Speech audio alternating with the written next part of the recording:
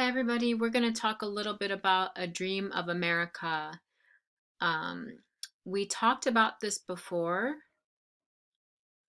Hablamos sobre este libro en escuela un poquito. And we're going to talk about it again a little bit today. So this is A Dream of America. Let's watch this video.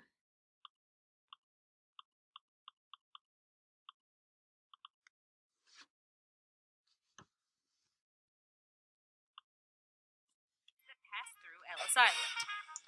And let me start it again. Okay, there we go. Let's watch it. An estimated 40% of Americans are descended from immigrants that passed through Ellis Island. That's a lot of Americans. The first Ellis Island immigration station opened on January 1st, 1892 in New York Harbor to manage the increasing number of migrants coming to America. In that first year, a record number of nearly 450,000 people passed through to enter the United States. By the time Ellis Island closed in 1954, that number had reached 12 million, although most of those people arrived by 1924.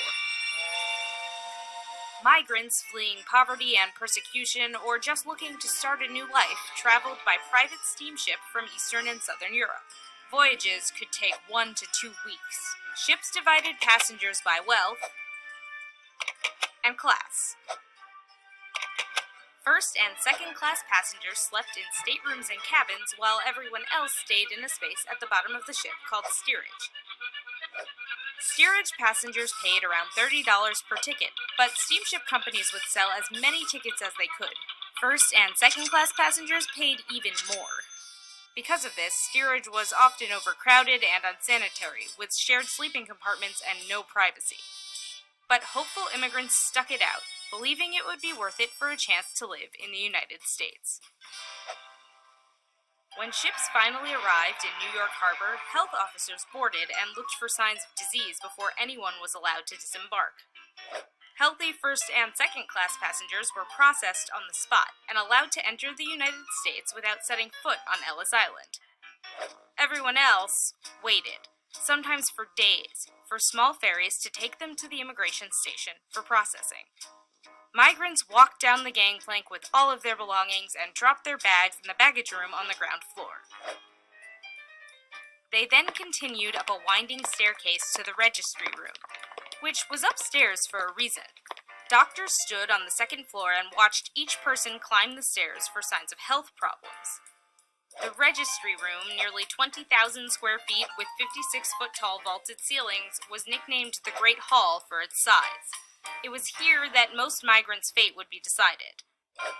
The first step to entry was a 6-second physical exam by a uniformed doctor. Anyone considered a risk to public health was marked with a piece of chalk and taken out of the line to be examined further. Marks were given for everything from signs of mental illness to trachoma, a contagious eye infection that could eventually blind up to 3/4 of those infected. Those who cleared the medical exam went on to a legal inspection. Passengers were checked against a manifest from the ship they arrived on and asked 29 identifying questions, often with the help of an interpreter. If their answers didn't match the information on the manifest, things like their name, occupation, and country of origin, they could be detained. The legal interviews could take as little as 2 minutes, and the vast majority of people passed through with ease and were allowed to enter the country after being issued landing cards with their name, often misspelled, and destination.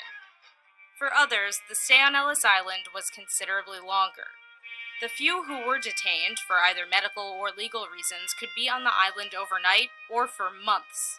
Once their records were finally reviewed, they would either be admitted to the U.S. or sent back to the country they came from, free of charge. But only 2% of the 12 million immigrants processed at Ellis Island were deported in this way. After inspection, everyone continued down a staircase with 3 aisles. Those being detained walked down the center aisle, those entering New York City or headed north walked down the left, and those traveling west or south walked down the right. At the bottom was a post office, a rail ticket office, and a place to change money. For some, family waiting to greet them, and for all, a new life in America.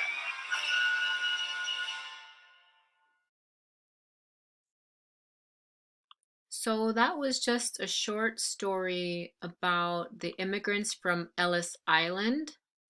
And in the book we are going to read, en el libro que vamos a leer, los inmigrantes son de un país que se llama Poland. So they came all the way from Poland to New York.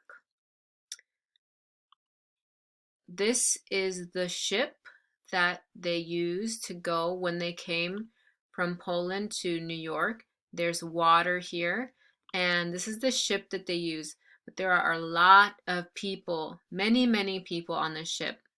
So the ship was very crowded, it was very uncomfortable, and a lot of people got sick. Um, and in the story I Dream of America, there will be some characters, and this will be a job that they have, un trabajo, for the lady in the book. She likes to sew, and that's her job actually. And then the man in the book, he is a farmer slash farm worker. So that is just a little bit background of the book we are going to read called A Dream of America.